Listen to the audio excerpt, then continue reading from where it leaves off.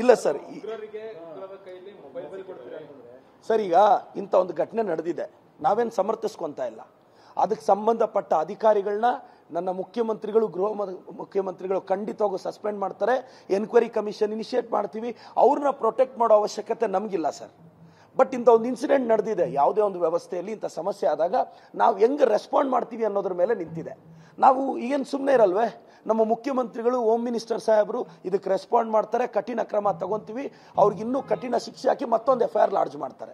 ನನಗೆ ನಂಬಿಕೆ ಇದೆ, ನಾನು ಅದನ್ನು ಸಮರ್ಥಿಸ್ಕೊಂತಿಲ್ಲ. ಈ ಇನ್ಸಿಡೆಂಟ್ಗೆ ನಾವು ತುಂಬ ಸ್ಟ್ರಾಂಗ್ ಆಗಿ ಆಕ್ಟ್ ಮಾಡ್ತೀವಿ ಅಂತ ಮಾತ್ರ ಹೇಳಬಲ್ಲೆ ಸರ್. ಇದು BJP ಅವರು ಇದ್ದಾಗ ತಿಹಾರಲ್ಲೂ ನಡೆದಿದೆ. ಎಸ್, ಒಂದು ಇನ್ಸಿಡೆಂಟ್ ಆಗಿದೆ, ನಾವು ಅದನ್ನ ಖಂಡಿತವಾಗೂ ನಂತರ ಆಗದಂತೆ ತಿದ್ಕೊಂತೀವಿ ಸರ್. ಇಲ್ಲ ಸರ್, ಒಂದು ದರ್ಶನ್ ಸರ್ ಅವ್ರ ವಿಚಾರದಲ್ಲಿ ಹಿಂಗಾಯ್ತು, ಸುಪ್ರೀಂ ಕೋರ್ಟ್ ಚಾಟಿ ಬೀಸಿದೆ, ಅಲ್ಲಿ ಈಗಾಗಲೇ ಅದು ಎಚ್ಚೆತ್ಕೊಂಡಿದ್ದಾರೆ.